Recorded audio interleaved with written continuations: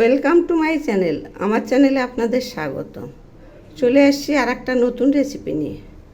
এই রেসিপি বানানোর জন্য এখানে আমি কিছু মশলা পেস্ট করে নিচ্ছি। এর মধ্যে 7-8টা কাঁচা লঙ্কা আছে, আর নিচ্ছি 2টো বড় পেঁয়াজ। এগুলি ডুমো করে নিয়েছি।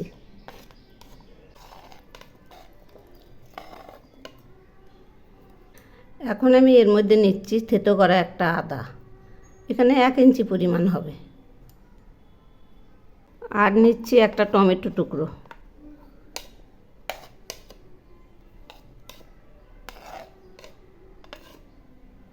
দেখুন একবারে ভর্তি হয়ে গেছে। এবার আমি নিচ্ছি 1 চামচ জিরের গুঁড়ো,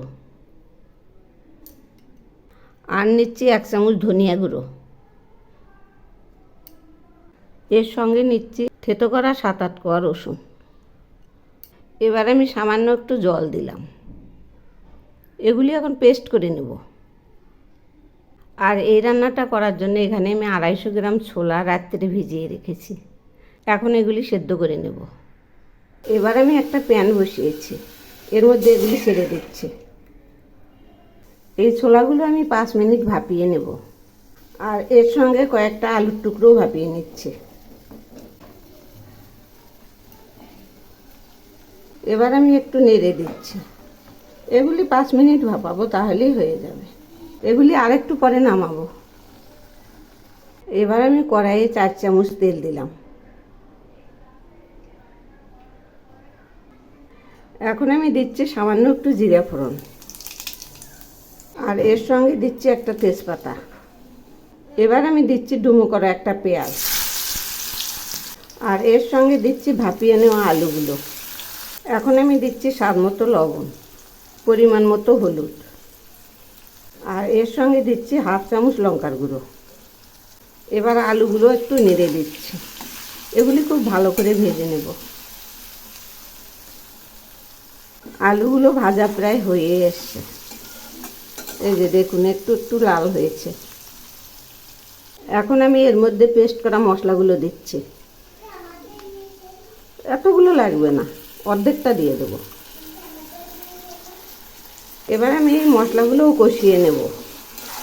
এগুলি খুব ভালো করে কষাবো, একদম মাংসের মতো। মশলা কষানো হয়ে গেছে। এই যে মশলাগুলো থেকে তেল ছেড়েছে। এখন আমি সেদ্ধ ছোলাগুলো ছেড়ে দিচ্ছি। আবারও একটু নেড়ে দিচ্ছি। এগুলি একদম মাখা মাখা হবে।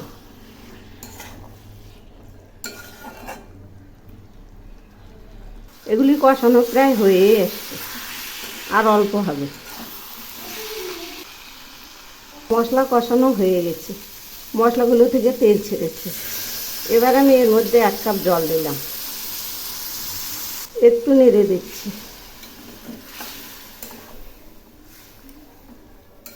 এগুলি আরও কিছুক্ষণ ফুটবে। রান্নাটা এখন হয়েই গেছে, একদম মাখা মাখা হয়ে এসছে। সব শেষে আমি এর মধ্যে দিচ্ছি ছোট্ট 1 টুকরো গরম মশলা বাটা। এই যে দেখুন এইরকম হয়েছে। এবার আমি নেড়ে চেড়ে নামাবো। এগুলি আরও জমে যাবে। এই যে রান্নাটা নামাচ্ছি, দেখুন গ্রেভিটা এইরকম হয়েছে। একদম সহজ পদ্ধতিতে এই রান্নাটা, কিন্তু খেতে দারুণ।